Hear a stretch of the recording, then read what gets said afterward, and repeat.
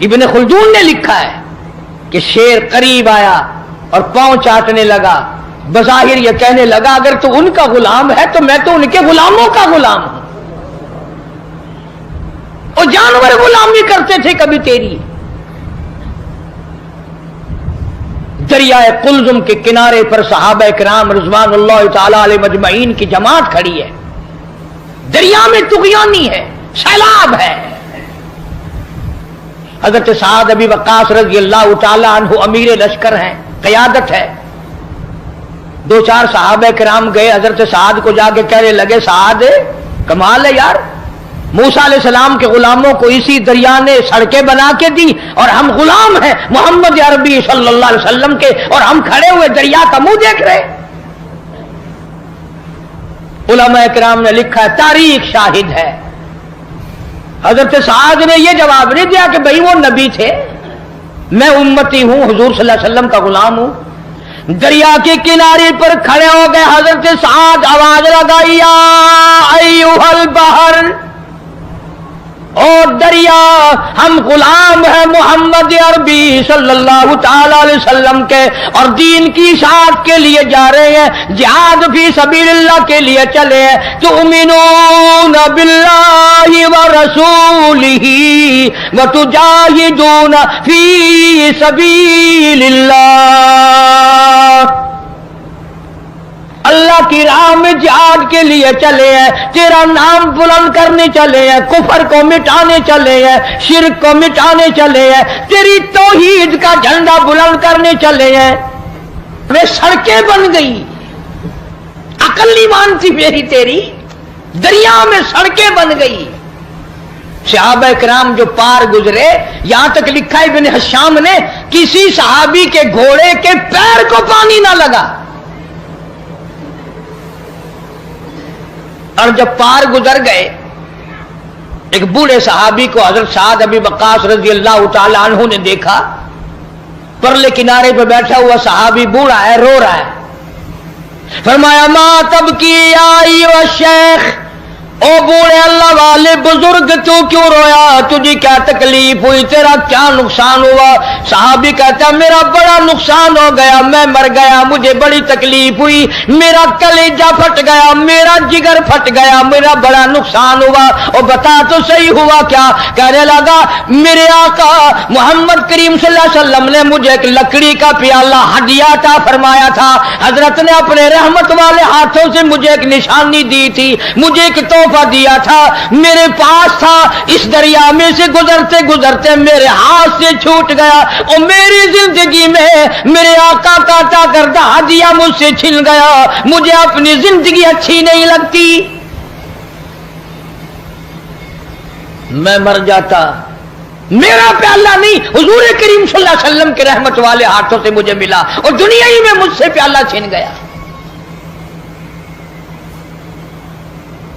ہوں جو تساں حضرات دے وچوں اٹھا کوئی ہووے نا تو آکھیا او میاں صبر کر، صبر دا پھل بہت میٹھا ہے، صبر چنگی سے جتنے دہاڑے تیرے نصیباں وچ ہے تو ورتیا، ہن گیا بس پانی بھی چلا گیا، ہن کیا ہو گیا، اور پیالے سے بڑے پیالے مل جائیں گے، اپنے اپنے یقین کی بات ہے۔ سعد ابی وقاص رضی اللہ تعالیٰ عنہ کھڑے ہو گئے، دریا کو خطاب کر کے فرمایا اور دریا ہم غلام ہیں محمد عربی صلی اللہ تعالی علیہ وسلم کے، اور ایک اللہ والا رو رہا ہے، میں اس کا رونا برداشت نہیں کر سکتا، وہ لکڑی کا پیالہ میں تجھے حکم دیتا ہوں جلدی واپس کر۔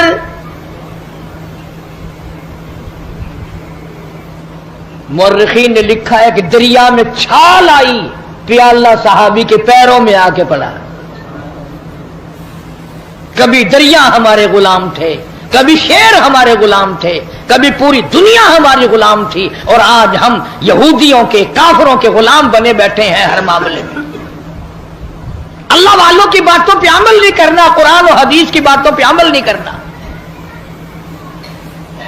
یہ لشکر چلا گیا اور سفر کیا، افریقہ کے گھناؤنے جنگل میں جا پہنچا، اور وہاں پہنچ کر صحابہ کرام رضوان اللہ تعالی علیہ مجمعین نے قیام کا ارادہ فرمایا، ٹھہرنے کا ارادہ فرمایا۔ علاقے کے لوگ آ گئے، उन्होंने कहा क्या कर रहे हो? हम रात को यहाँ ठहरेंगे। उन्होंने कहा तौबा तौबा, इस जंगल में बघियाड़ रहते हैं, शेर रहते हैं, चीते रहते हैं, हाथी रहते हैं, बड़े बड़े मूजी जानवर तुम्हें खा जाएंगे, ये जगह ठहरने की नहीं। अब हम होते तो भाग निकलते, वो उससे आगे जाता, वो उससे आगे जाता, बल्कि एक दूसरे के ऊपर गिर गिर के मर जाते आधे, कभी हमें ना खा जाए।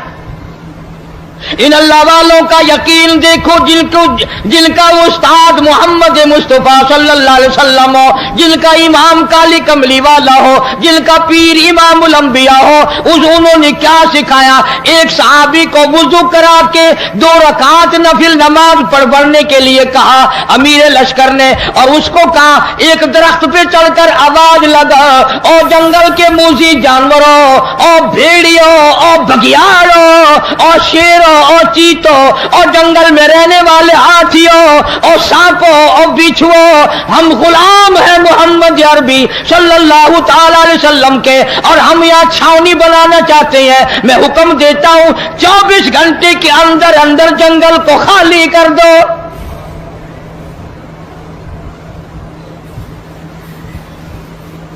इब्न हशाम लिखता है, शोर मचाते हुए जानवर, छोटे बच्चे अपनी पीठों पे बिठाए हुए, जिस तरह का जानवर था तमाम के तमाम ने जंगल को खाली कर दिया। आज हमारा अपना आपा काबू में नहीं, घरों के माहौल बिगड़ गए, मोहल्ले बिगड़ गए, गलियां बिगड़ गई, इलाके बिगड़ गए, मुल्क के हालात बिगाड़ के रख दिए हमारी बदतमीजी की वजह से। खौफे खुदा हो फिर सब कुछ बनता है। एक बुजुर्ग के बारे में लिखा है कि 40 बरस तक खुश्क आटा फांका मुंह में और ऊपर से पानी पी लिया, 40 साल। अब तुम तो सोच रहे होगे कोई पागल होगा, पागल बेअकल होगा कोई, मस्त नहीं, पागल नहीं था, बड़ा अकलमंद था। तुम तो इसलिए पागल कहोगे ना कि वो पराठे पका के नहीं खाता था। किसी ने पूछ लिया कि जी हजरत मुद्दत होगी, मैं देखता हूं आटा फांक कर पानी पी लेते हो, रोटी नहीं पकाते, रोटी खानी चाहिए। हाय हाय, क्या जवाब दिया? अल्लाह वाला कहने लगा मैंने हिसाब लगाया, आटा छानने में, गूंदने में, पकाने में, चबा कर खाने में जितना वक्त लगता है, इतनी देर में आदमी 2000 मरतबा अल्लाह अल्लाह अल्लाह कर सकता है। और पेट भरने के लिए इतना बड़ा खसारा कौन उठाए? पेट ही तो भरना है। मैं आटा फांक कर पानी पी लेता हूं तो मेरा क्या बिगड़ा है? शाहजहांपुर में एक बुजुर्ग रहा करते थे, छोटे से खटोले, छोटी सी चारपाई पे सोते थे, पैर नहीं फैलते थे। तो मुरीदीन ने कहा हजरत बड़ी चारपाई ला दें, बड़ा पलंग ला दें, आप उसमें आराम फरमाया करो। फरमाया अरे बाउलो, दुनिया पैर फैलाने की जगह कहां है? अगर निजात होगी जन्नत में पैर फैलाऊंगा, जन्नत में पैर फैलाऊंगा, यहां पैर फैला के मैंने क्या करना है? इसलिए कुरान करीम ने इन्हीं लोगों के बारे में फरमाया इन्नल्लज़ीना क़ालू रब्बुनल्लाह,